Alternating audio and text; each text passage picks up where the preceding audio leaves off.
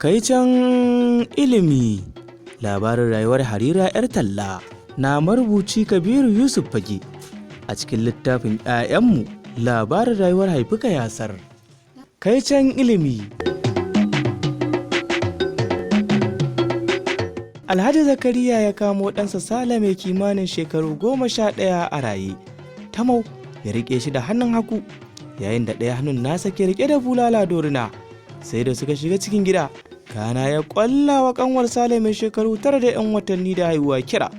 Lantana, Lantana, zo nan. Lantana ta iso a guje, ita ɗin ma a tsorace take, ta san halin mahaifinta da tsafi da fushi.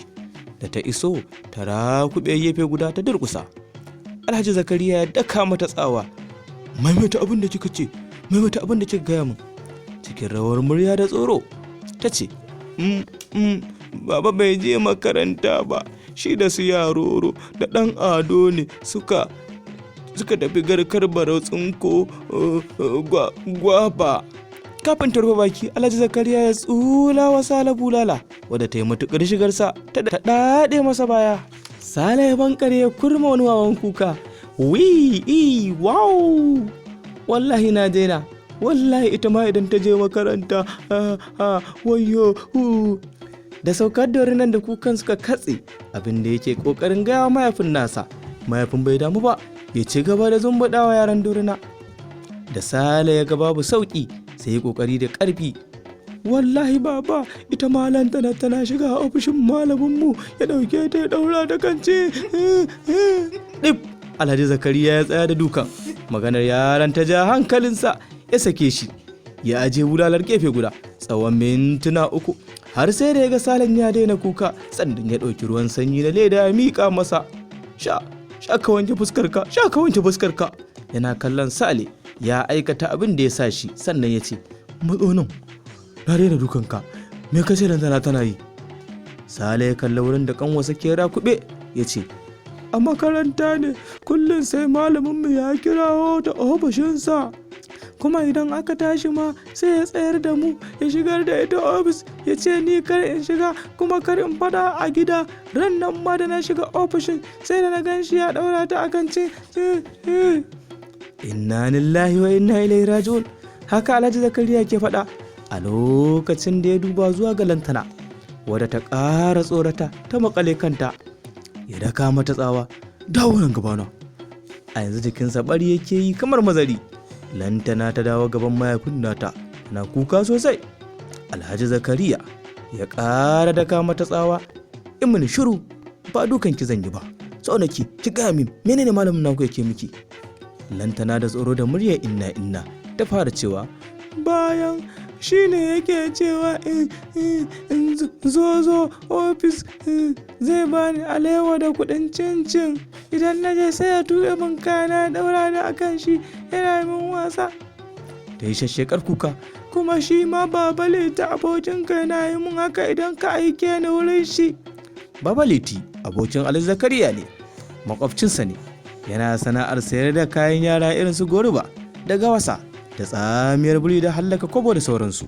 Alhaji Zakariya ya haɗa gumi yana ɓari, aransa ya haɗa abubuwa guda biyu, kukan zuci da kuma sambatu.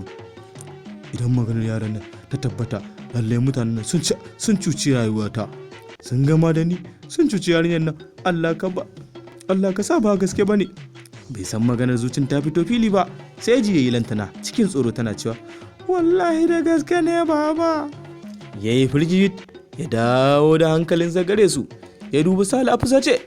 Tashi maza ka je gidan Malam Lawalli ka kira min Harira. Sale ya falla da gudu, dan lokaci kaɗan ya dawo tare da Harirar.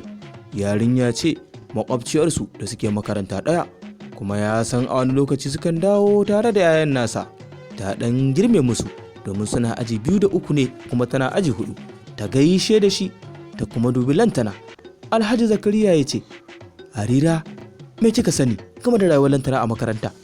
Harira ta sake duban Lantana, ba ta fahimci tambayar ba, don haka ta ba da amsa da cewa babu abin da na sani.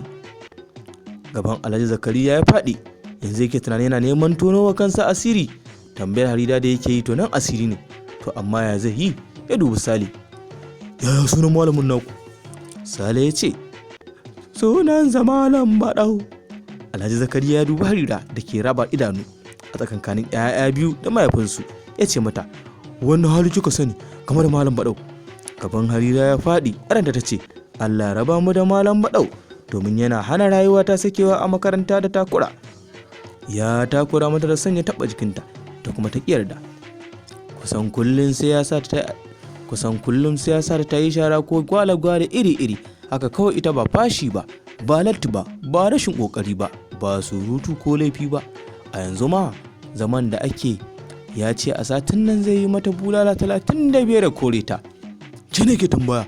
Alhaji Zakariya ya daka mata tsawa, ta tsorata, ba za ta iya faɗa ba, tana ganin idan ta faɗa Malam Baɗau zai ji, za ta ɗanɗana kuɗarta.